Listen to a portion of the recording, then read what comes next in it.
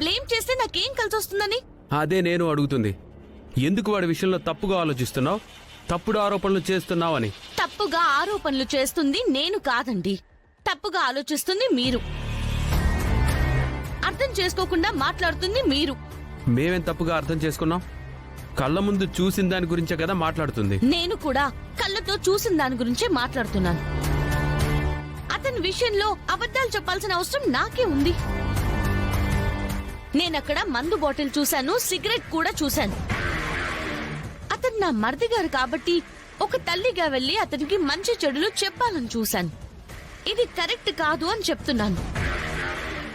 ఈ లోపు అనుకోకుండా అత్తయ్య గారు కూడా వచ్చేశారు.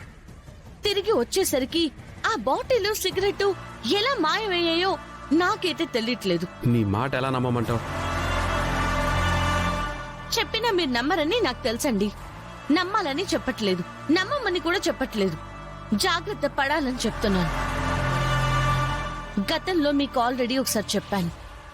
ఒకసారి రోడ్డు మీద ఎవరో ఒక అమ్మాయితో తను గొడవ పడుతున్నాడు, కాలర్ పట్టుకుని నిలదీస్తుంది అంటే దాన్ని లైట్ గా తీసుకున్నారు. ఇప్పుడు ఇంట్లోనే చెడు అలవాట్లకి అలవాటు పడుతున్నాడు అని కళ్ళారా చూసి చెప్తే అది కూడా ఆధారం లేదు, మా కంటికి కనిపించట్లేదు అని తనకి సపోర్ట్ చేసి నన్నే తిట్టారు. మీ అందరితోటి 4 మాటలు పడ్డా పర్లేదండి, కానీ చెడు అలవాట్ల బారిన పడితే నాశనం అయ్యేదెవరు? మీ తమ్ముడే కదా. అప్పుడు చెడ్డ పేరు మీ అమ్మగారికి మీకే కదా. పోయేది మన ఇంటి పరువే కదా. ఈ ఇంటి పెద్ద కోడలుగా ఈ ఇంటి పరువు కాపాడాల్సిన బాధ్యత నాదేనండి. బిడ్డ లాంటి మరిది చెడు మార్గంలో పడితే తప్పు అని చెప్పి దారిలో పెట్టాల్సిన బాధ్యత కూడా నాదే. నా తమ్ముడు ఏ తప్పు దారిలోనూ వెళ్ళట్లేదు, ఏ తప్పుడు మార్గాన్ని పట్టట్లేదు. వాణ్ణి పట్టించుకుని వాణ్ణి మందలించాల్సిన అవసరం నీకు లేదు.